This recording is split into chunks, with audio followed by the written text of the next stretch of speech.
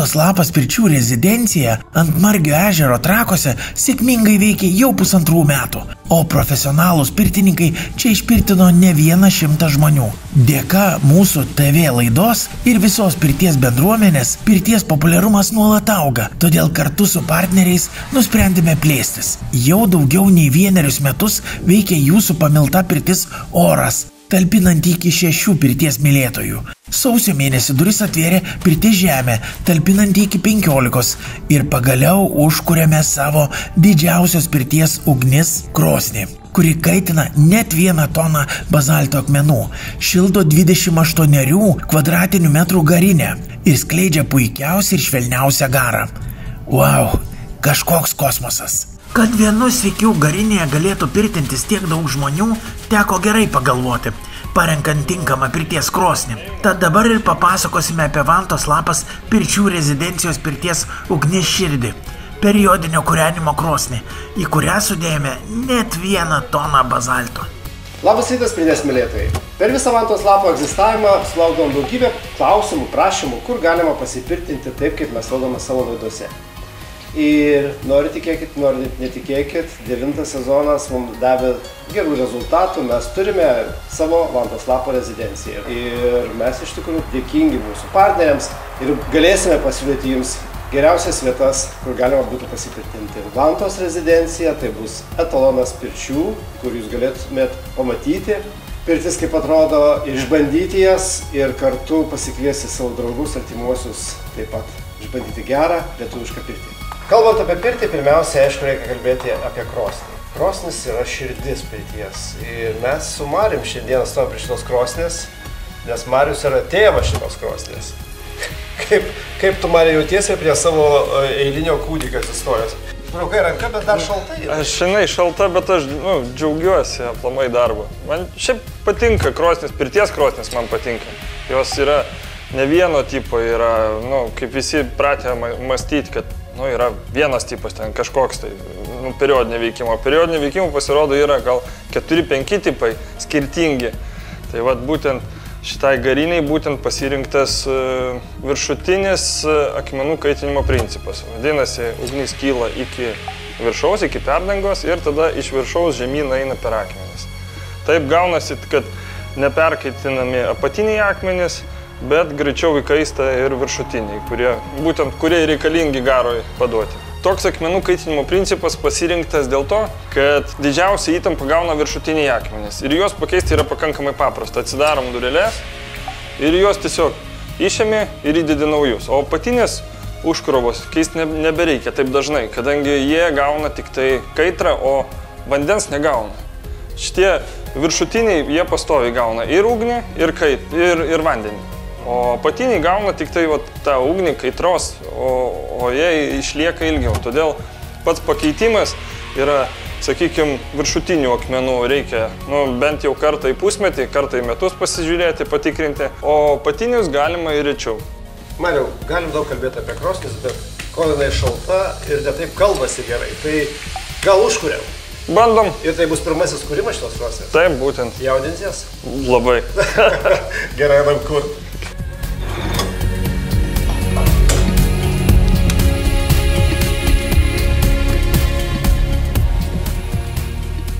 Visą laiką norisi pasišildyti tose šlovės spinduliuose, kaip ir pirmą kartą užkuriama Vantos lapo rezidencijos didžioji krosnis. Bet klausimas, Mariau, būtų tau logiškai mąstant reikėtų padeginėti nuo pačios malkas, o tu padegini viršaus. Nelabai supratau, paaiškink. Matai, kai degame iš viršaus, malkos visos iš karto nesistengia uždegti. Iš esmės taip, kad jeigu tu sukrauni didelį laužą ir jį iš apačios uždegi, gaunasi, kad visos malkos viršui smilksta, bet jos nedega. Kai jos smilksta, jos atsiranda daugiau dūmų. Kai daugiau dūmų, užsikiša visi kanalai, visi kaminai ir gali prapulti iš viso trauką netgi. Kai uždegi iš viršaus, lauželį nedidelį, o malkos apačioj sukrautos, gaunasi, kad ugnis po truputį įsidega ir jos po truputį vis daugiau, o dūmų mažai. Jeigu jūs užkūrėte krosnį ir jinai vis dar netraukia arba matosi, kad nenori dūmas eiti į kaminą, vadinasi, reikia paimti laikraščio ir prašildyti kaminą. Prašildyti kaminą galima uždegat laikraštį, pradarot kamino pravalą, ir ten jį sudeginat, kad atsirastų trauka. Mariau, rasoja iš vidaus, tai čia drėgmė, dar krosnis drėgna? Iš esmės, taip, yra šiek tiek ir drėgmės pačioj krosnį, jinai prisriubia į save, bet ir temperatūrų skirtumas labai didelis. Gaunasi, mes užkuriam ten laužą, jisai išskiria didelę temperatūrą, o šamotas ir visa užkrova yra pakankamai vėsi. Ir kaip ir rasa atsiranda, tai vadinam kondensatų čionais. Jisai paskiau, kai šyla, viskas išdžiūsta, tai jisai toks laikinas dalykas. Visą laiką įdomu yra kalbėti apie parametrus, apie krosnės dydį, kiek panaudota plytų, kiek visokiausių akmenų ir panašiai, nes krosnės iš tikrųjų labai didelė. Tai mums labai įdomu sužinoti, kiek visokių medžiagų buvo panaudota šios krosnės statyboje. Šiam statiniui buvo panaudota apie 2200 plytų, tiek šamotinių, tiek išorinių, kur mes matom. Ir bendras svoris apie 11 tonų. Plius yra akmenų užkrova kiekvienoj pakuroj maždaug po 500 kg. Visiems parodysim, kad krosnis yra dviguba. Tiesiog dvi krosnis, ne? Taip, taip. Nes matosi siūlė, viena krosnis, antra krosnis. Dar šitą neužkūrėm. Dvi dvynės.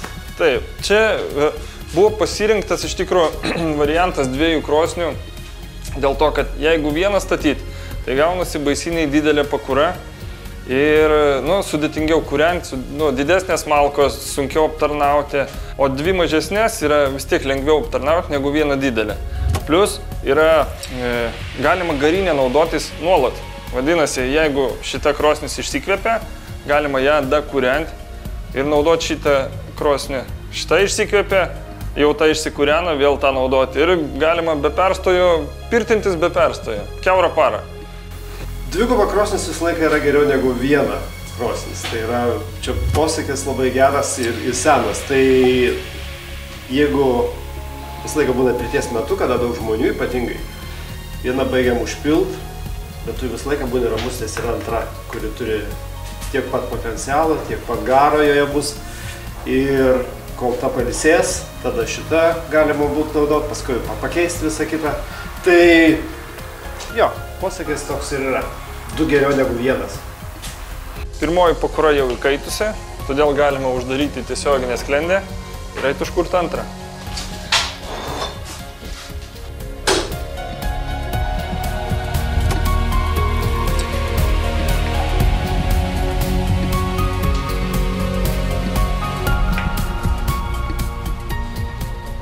Mariau, tokią krosnį pastatyti, kiek reikia žmonių? Mes nuolat dirbam dviese. Vienas niekada nedirba, labai sunku vienam viską daryti, pasitart nėra su kuo.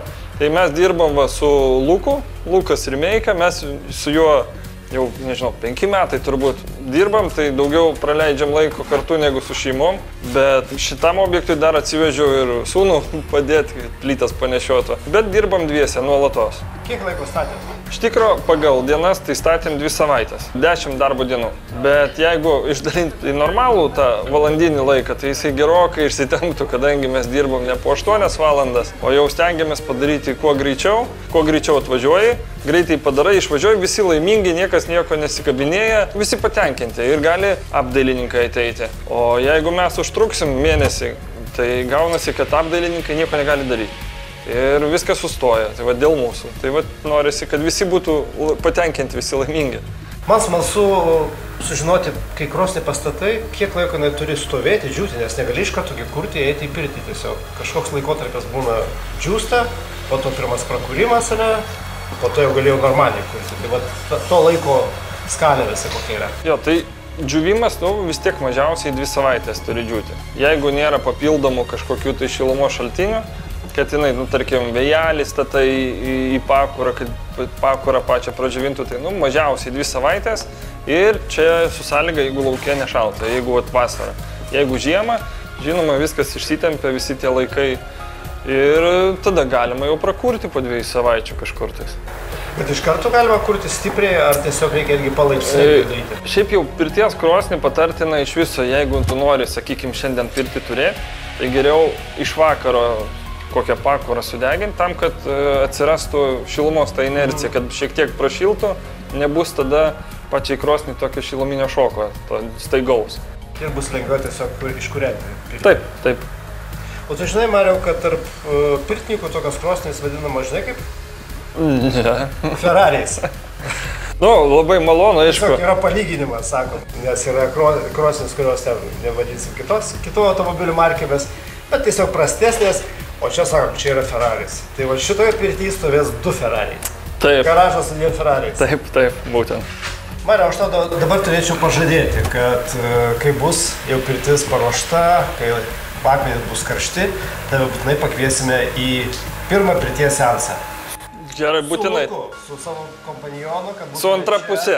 Ir su antra pusė, taip. Jūs turite išbandyti šitą savo ir krosnį, ir pačią pirtį, be abejo, paragauti to fantastiško garo. Tai ką? Būtinai ateisim. Pažadu pakvies, o tu pažadėk, kada būsi. Būtinai būsim. Taip, o taip. Pirtininkų ir krosnininkų sąjunga gyvuoja. Įrenginėjant pirties ugnis gultus, galvojame apie tai, kad turint tokią galingą krosnį, vienu metu galės pirtintis net 30 pirties mylėtojų. Todėl svarbiausia, kad profesionaliems pirtininkams čia būtų patogu dirbti, ergonomiškai prieiti prie vanojamo žmogaus, patogiai užpilti vandenį ant įkaitusių akmenų ir lengvai pasiekti garo pagalvę. Pirmas testavimas už kadro jau įvyko. Į kitą testavimą pakviesime profesionalius pirtininkus ir išklausysime jų nuomonę, o jau toliau jūsų eilė išragauti sesių dvynių pirties garą. Tad iki greito pasimatymo Vantos lapas pirčių rezidencijoje.